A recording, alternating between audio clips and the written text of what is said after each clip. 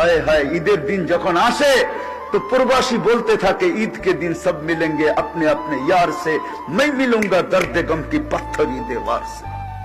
এটাই সত্য। প্রবাসে যখন ঈদ আসে না, হায় হায় আজকে তো ভিডিও কল।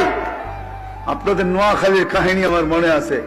আমি হজে ওমরায় গেছি, তো চলে আসবো, ট্যাক্সি ভাড়া করছি, চেহারায় বোঝা যাইতেছিল না কোন দেশের।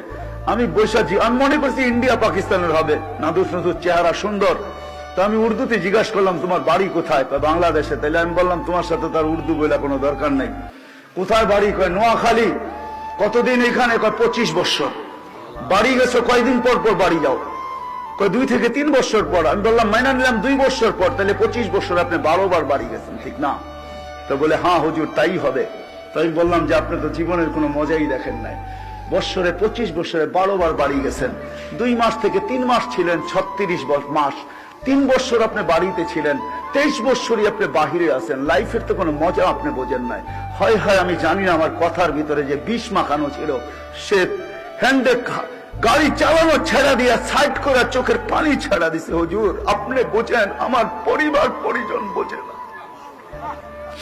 আমার মেয়ে আজকে আমাকে ফোন করছে, তার নাকি ক্যালকুলেটর লাগবে, সায়েন্টিফিক ক্যালকুলেটর লাগবে। একটা ক্যালকুলেটর বাহির হয়েছে সায়েন্টিফিক, তার লাগবে। আমি ট্যাক্সি চালাই, সকালবেলা বাহির হই, বিকালে ফিরি। পোশাকটা আমার নিজের হাতে ধুইতে হয়। কখনো আমি এমনও ক্লান্ত হই যে ফ্রিজের ওই ঠান্ডা খাবার খাইয়েই ঘুমায়া পড়ি। হায় হায় হায়।